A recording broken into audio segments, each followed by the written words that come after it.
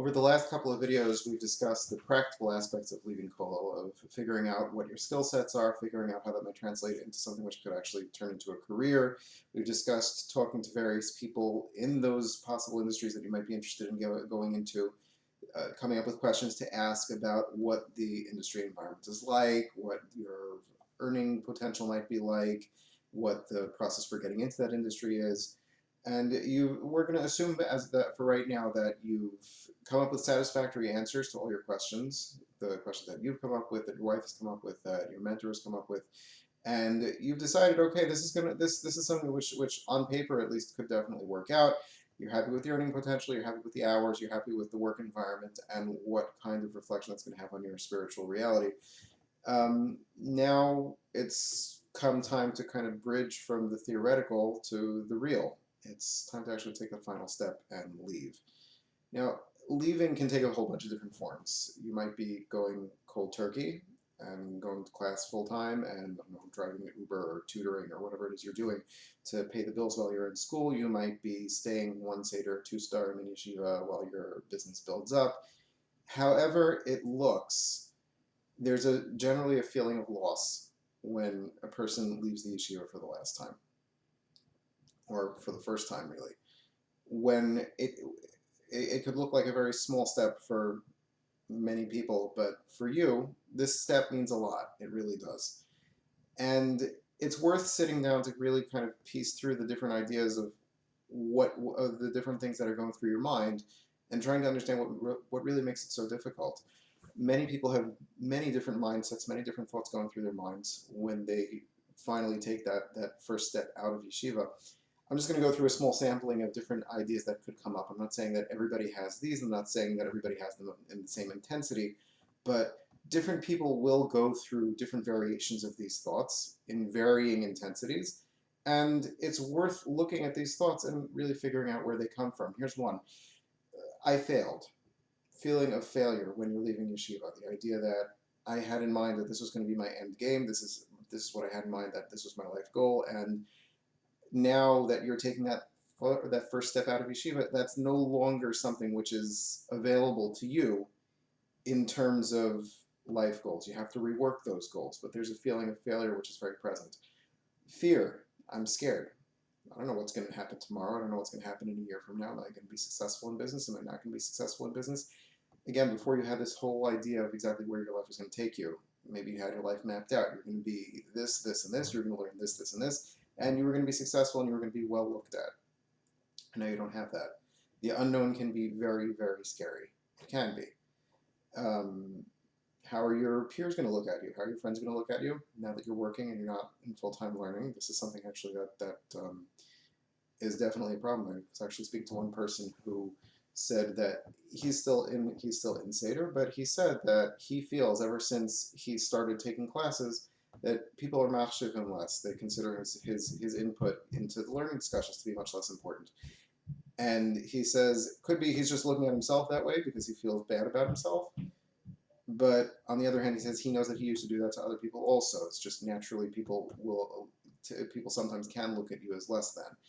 So whether it's just you or whether it's lemaisa that people are looking at you as less than they used to look at you, that's also something that you have to look at, something you have to deal with.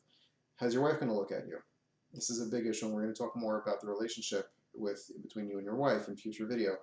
But that's a big deal. How do you feel your wife looks at you? She married a learner, and now you can't really call yourself a full-time learner. Hopefully you'll be able to set your own standards. As we mentioned last time, we're going to set your standards, and you're going to be able to maintain those standards for yourself, but it's not going to be the same. And yeah, the way your wife looks at you may change somewhat. That's just a fact. The most dangerous one that I've come up with and that I've come across is that the reason that this is happening to you, and this is a mindset that people do actually have, unfortunately, the reason that this is happening to you, that you're being forced to leave Kollel, is because Hashem is angry at you. Either you didn't learn well enough, you didn't daven well enough, you didn't act appropriately, whatever it was, and that's why this happened. It's a very dangerous mindset to have.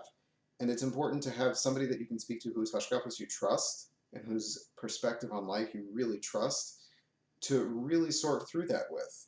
because that's a very, very dangerous mindset to have, to presume to know that, okay, this is why things happen. It's very dangerous to go forward in life with this, and to blame yourself for doing things when you really have absolutely no basis for that kind of that kind of an idea. There are many more different kinds of flavors and stripes of mindsets that people can have as they're leaving Kollel. And there's a lot. It's the same way that everybody's an individual. Everybody has their own ideas and everybody has their own perspective on their own experience.